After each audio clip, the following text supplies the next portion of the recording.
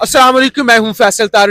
रात गए जी अडियाला जेल के बाहर मौजूद है। आज खान की जानब से बहुत तगड़े सरप्राइज दिए गए हैं, बड़े फैसले किए गए हैं। सोहेल अफरीदी ने भी आज अडियाला जेल का दौरा किया। आप जानते हैं कि खान के साथ मुलाकात तो उनकी नहीं हो सकी, लेकिन सोहेल अफरीदी की जानब से जो ऐलानात किए गए या अभी जो अडियाला जेल से पैगामात आए हैं वो बड़े अहम हैं, बड़े तगड़े फैसले किए गए हैं, बड़े तगड़े सरप्राइज आने जा रहे हैं। उस हवाले से हमने बात करनी है। मेरे साथ हमारे सहाफी दोस्त मौजूद है। आज अडियाला के बाहर एक छोटी सी लड़ाई भी हुई, जरा मुक्के और धक्के शक्के इस तरह का मामला पेश आया जब सोहेल अफरीदी अडियाला जेल से वापस निकल रहे थे। तो अभी भी शाह जी के इधर छोटे मोटे, इधर एक निशान पड़ा हुआ है, इधर निशान पड़ा हुआ है। तो ये हमारे दोस्त हैं, हर वक्त हमारे साथ ही मौजूद होते हैं। तो बड़ा एक अफसोस का मुकाम था कि इस तरह की चीजें जो है वो नहीं होनी चाहिए, और जाहिर है अफसोस ही होता है ना। तो शाह जी से ही जानते, शाह जी ये सोशल मीडिया पे मुझसे भी काफी लोगों ने सवाल किया कि आपके दोस्त हैं, उनका आज तशद्दुद हुआ है, आपसे भी लोग पूछ रहे हैं, ट्विटर पर काफी डिबेट चल रही है। हमें तो पता है कि जाहिर है, लेकिन ये जरा नाजरीन को बता दें मुख्तसर सा कि ये क्या मामला था और क्या था। सबसे पहले आपका शुक्रिया फैसल भाई। आप देखते हैं हम यहाँ पे आते हैं, आज के नहीं आते हैं। जब इमरान खान अटक में थे तो हम अटक जाते थे, अडियाला गए, हम अडियाला आते हैं। हम लोग यहाँ पे आते हैं कवरेज के लिए। सबसे पहले हमारे लिए मीडिया है, हम अपना जो हकाइक होते हैं वो लोगों को दिखाते हैं।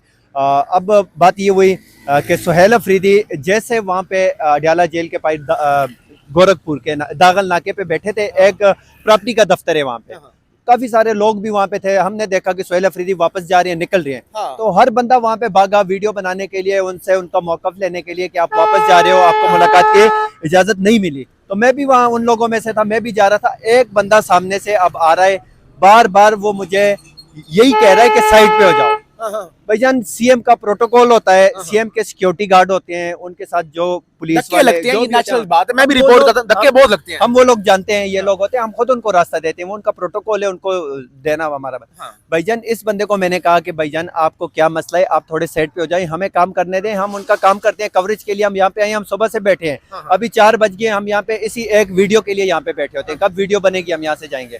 भाईजान उस बंदे ने सबसे पहले मुझ पे इस तरह हमला किया है मोबाइल पे। अच्छा। भाईजान उसने मोबाइल पे हमला किया तो मोबाइल की साइड पे हमारा एक माइक लगा था, बोया का माइक। तो मैं अभी 1 हफ्ता पहले वो लेके आया 25,000 का। हमें भी दुख होता है, हम कितने मुश्किल से ये पैसे कमाते हैं, ये धक्के, ये सारी चीज़ें हम काम करते हैं। मुझे बड़ा अफसोस हुआ कि इस बंदे ने मोबाइल पे हमला करके और माइक तोड़ दिया। मैंने देखा माइक टूट गया, अभी भी माइक मेरे जेब में पड़ा है, मैं आपको दिखा भी देता हूँ वीडियो में सबूत के तौर पर। अच्छा आप दिखाएं, मैं नाजरीन को एक चीज बता दूं जरा। ये जो दोस्त देख रहे हैं ना, ये जो चीजें होती है ना सहाफी की, ये वो माइक है, ये वो माइक है, ये मोबाइल के अंदर लगा था। आगे रोशनी में दिखा भी देता हूँ। ये माइक टूटा हुआ है, आप देख रहे हैं। ये बड़ी चीजें देखें, किसी भी सहाफी के लिए, किसी भी एक्टिविस्ट के लिए ये चीजें बहुत जरूरी होती हैं। मैं आपको बता दूं, मैं जरा अपना बता दूं। एक तो पिछले हफ्ते ना मेरा अडियाला में वो माइक गुम हो गया। इतना बंदा मफलूज हो जाता है ना कि आपका काम है ना, आपका काम रुक जाता है। फिर हम पेशावर गए, वो ये जो स्टैंड होता है वो गुम हो गया, अभी मेरा टाइम नहीं लगा वो लेने का। ये चीजें मफलूज कर देती हैं, आप काम नहीं कर सकते। और फिर ठीक है, आप जैसे जो वर्कर हैं, मतलब सोशल मीडिया एक्टिविस्ट हैं, जो मेहनत करते हैं, आपके लिए ये चीजें अफोर्ड करना कोई इतना आसान काम नहीं होता। हम ऐसे ही कहें कि भाई कोई बात नहीं, माइक ही है ना, मोबाइल ही है ना, आपके पास आईफोन है, अगर वो टूटा है तो यार ये आसान चीजें नहीं। अच्छा बताएं आप। तो भाईजान उसने ना मोबाइल पे हमला करते मेरा माइक टूट गया मोबाइल की साइड से। तो मुझे बड़ा दुख हुआ। जब उसको मैंने कहा कि भाईजान आपने माइक तोड़ा, तो उसने मेरा मोबाइल पकड़ के और ऐसे नीचे फेंका। और तो वहाँ पे 100 लोग थे, और मोबाइल जब नीचे गिरा तो मैं मोबाइल के पीछे नीचे हुआ। मैंने कहा मोबाइल पाँव के नीचे ना आ जाए। एक तो उसके गौर जी ये इधर बताना यार, ये जख्म, ये जरा वो जरा मोबाइल करीब लेके आना, वो उसके ये जरा दिखा भी दे। ये है चले आप पीछे कर ले भाईजान। वो जब माइक उसने तोड़ा, मैंने कहा आपने माइक तोड़ दिया, गलत किया। और दूसरा, आपको मेरे मोबाइल पे हमला नहीं करना चाहिए था। हम अपनी इसकी तौहीन समझते हैं अगर हमारे मोबाइल को, कैमरे को या माइक को कोई हाथ लगाता है, जैसे पुलिस की यूनिफॉर्म की है, वकील के कोट की है, इस तरह हमारे मीडिया के ये हथियार है। तो भाईजान मैंने उसको कहा आपने गलत किया, तो उसने मेरा मोबाइल भी नीचे फेंक दिया। जब मैं मोबाइल उठाने के लिए नीचे हुआ तो उसने मुझे लात मारी और मैं नीचे गिर गया। तो फिर जो भी होना था वो वहाँ पे हुआ, फुटेज आई है, सब लोगों ने देखा। लेकिन मेरा इस बंदे के साथ कोई जाति, कोई इस तरह का वो नहीं है, ना कोई दुश्मनी, ना कोई ताल्लुक, ना कोई जान पहचान। हाँ मेरी एक दफा एक दो उनसे मुलाकातें हैं अडियाला गेट नंबर 5 के बाहर। वो भी नौजवान तो बड़ा खूबसूरत है और अच्छा, भाईजान, अच्छा मैं आपको एक बात बताता हूँ, हम कवरेज करते हैं ये जो पार्टी के ओहदेदारान लोग होते हैं ना, मैं ये नहीं कहता पीटीआई वो के, सदर है अमेरिका की नॉन सेना के। लीग के, पीपल पार्टी के, हर एक पार्टी में जो लीडरशिप होती है ना, उनके दाएं बाएं चमचे बहुत ज्यादा होते टीसी हैं। करते हैं, हाँ। चमचे। अब ये बंदा गंडापुर साहब के साथ आगे पीछे होता था, बहुत लोगों ने इसकी मुझे शिकायत की है कि ये हाँ, आप मीडिया वाले, आप इन लोगों को जानते हो। मैं सर, मैं नहीं जानता किसी को भी। ये चमचे होते हैं, ये आते हैं सीएम, पीएम, एमपीए, एमएनए जो भी होता है उसके साथ सेल्फी बनाते हैं, फिर फेसबुक, ट्विटर लगा देते हैं कि ये बंदा तो मेरे जानने वाला है। ये लोग ये करते हैं चमचागिरियां। लीडरशिप को पता भी नहीं हाँ, होता। और ये यहाँ पे इसी वजह से आया कि मैं गंडा सोहेल अफरीदी नया वजीर आला बनाए। ये लास्ट टाइम भी मुझे हाँ। बहुत लोगों ने बताया कि ये आया था यहाँ पे और वीडियो बनाने के बाद निकल गया था। आज भी ऐसा ही हुआ है। ये बंदा किसी तरीके से उनके साथ चमड़ने की कोशिश कर रहा था और इसी वजह से उसने मुझे धक्के मारे हैं। बाकी इसके अलावा मेरा उसके साथ कोई ना लेना देना, ना उठना बैठना, ना कोई इस तरह की बात है। लेकिन उसने जब मुझ पर हमला किया है, मुझे वहाँ पे बहुत सारे लोगों ने कहा, पुलिस खड़ी थी, मीडिया के लोग। सोहेल अफरीदी पे हाँ। लोग क्यों तनकीद कर रहे हैं? सर, सोहेल अफरीदी का इससे कोई लेना देना नहीं है, ना इससे कोई अली अमीन गंडापुर का लेना देना है। अभी लोगों ने ये बातें चल रही हैं सोशल मीडिया पे कि इसका ताल्लुक गंडापुर के इलाके से, और ये गंडापुर के या इस तरह, इसका किसी से कोई ताल्लुक नहीं है। ये चमचा है, 2 टक्के का आदमी है। ये आईएएस ने मुझ पे अटैक किया है, मुझ पे हमला किया है। मैं जो भी कर सकता था लीगल, जो मेरा हक है, मुझे अभी लोगों ने कहा आप इस पे एफआईआर करो, आप इसके खिलाफ ये वो, लेकिन मैंने वक्ती तौर पे कुछ भी नहीं किया। मैं सबसे पहले अल्लाह की अदालत में अपना फैसला छोड़ता हूँ। और हम लोग हैं, हमें ये धक्के मारना, ये चीज़ें मामूल बन चुकी है हमारी। कभी हमें रियासत नहीं छोड़ती, कभी हमें ये लोग नहीं छोड़ते।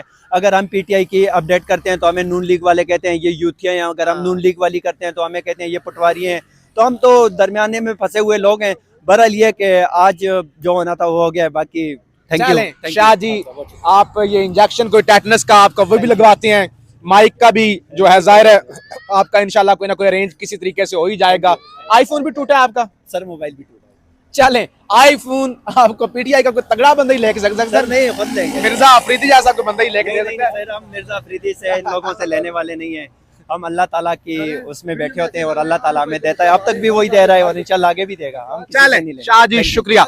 हमने कोशिश की आपको फैक्ट बेस्ड न्यूट्रल तज्जिया जो है वो खुद भी रखें या शाह जी का भी रखें। इस तरह की चीजें आमतौर पे हो जाती हैं, नहीं होनी चाहिए। ये जो इधर सोशल मीडिया एक्टिविस्ट या सहाफी कवरेज करने के लिए आती हैं, जान जोखों में डाल के बेशुमार मुश्किलात, जाहिर है आप लोग घरों में देखते हैं ना, अभी भी आप जो देख रहे हैं, आप तो घर में बैठे होंगे, ओवरसीज होंगे किसी भी जगह पे, हम तो यहाँ पे सड़क पे खड़े हैं ना, आधी रात का वक्त है, ये अडयाला वैरान जगह है, खड़े हैं सिर्फ आपको रिपोर्ट करने के लिए। तो इस तरह की चीजें नहीं होनी चाहिए।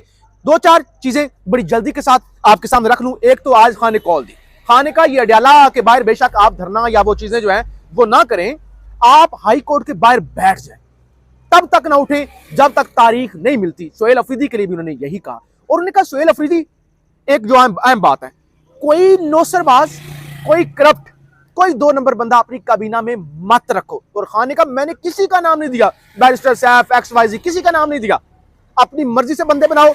मुख्तसर काबीना, और इतलात भी आ रही कि 8 के करीब जो है ना काबीना के मेंबर होंगे। मुख्तसर काबीना रखो, साफ लोग रखो, आजादी के साथ फैसले करो, मेरा कोई दबाव नहीं है। वो जो पंजाब के अंदर कुछ फैसले हुए थे और सलमान अकरम राजा साहब की जानब से कहा गया था नहीं ये फैसले जो है वो खान ने ऐसी कोई हदायत नहीं की, तो आज इस बात की भी तस्दीक हो गई, खाने का वाकई मैंने किसी का कोई हटाया नहीं है, अहमद चट्टा या किसी और को। तो लिहाजा ये जो नोटिफिकेशन है वो रिवर्स किए जाएं। इस वक्त का पेशावर सैनिटरी एक्शन के हवाले से जो हो रहा है, वहां पे भी इजलास हो रहा है और वो भी बड़ा अहम है। और वो जो डीजी, वो जो कोर कमांडर ने आके मुबारकबाद दी थी या मिले थे, उस हवाले से भी आज सोहेल अफरीदी ने कहा कि देखिए हम सियासतदान हैं, लोग मुबारकबाद देना आते हैं, जो नहीं आते हैं वो कहते हैं मुझे गवर्नर सिंध ने फोन किया, वज़ीर आला बलोचिस्तान की जान से मुबारकबाद आई। तो क्या अगर कोर कमांडर ने मुबारकबाद दे दिया तो अब हर एक मुबारकबाद की प्रेस रिलीज तो जारी नहीं, वो कहते हैं कि नहीं ना हो सकती। तो फिर खान आज खुश था। ये जो 4 सदा कुरम, ये खैबर के अंदर जो कन्वेंशन हुए, जिरगा हुआ, खान खुश था। खान का इसी तरह काम करना चाहिए और मोमेंटम बनना चाहिए। खाने का अडयाला के हवाले से जो भी फैसले होंगे ना, या जो भी मेरी गुफ्तगू होगी, जो फैसले लिए जाएंगे, वो सलमान अकरम राजा की बात पर यकीन किया जाए। और उन्होंने कहा कि अपोजिशन लीडर कौमी असम्बली और सेनेट के लिए महमूद खान अचकजई और अल्लामा राजा नासिर अब्बास के नोटिफिकेशन होने चाहिए। खान बरहम था कि अभी तक क्यों नहीं नोटिफिकेशन हुए, या क्यों किन चक्रों के अंदर जो है वो पड़े हुए हैं। सोहेल अफरीदी ने अमन अमान के लिए पहला इजलास जो है वो कल सुबह तलब कर लिया है। बहरहाल बड़े जो है वो फैसले हैं। और फिर हलीमा खान ने क्या कहा है, अलीमा खान की जानब से कहा गया है कि इमरान खान से मुलाकात ना कराने पर वज़ीर आला खैबर पख्तूनख्वा सोहेल अफरीदी का जो है ना वो कहते हैं कि उनकी शान में कोई फर्क नहीं आ रहा।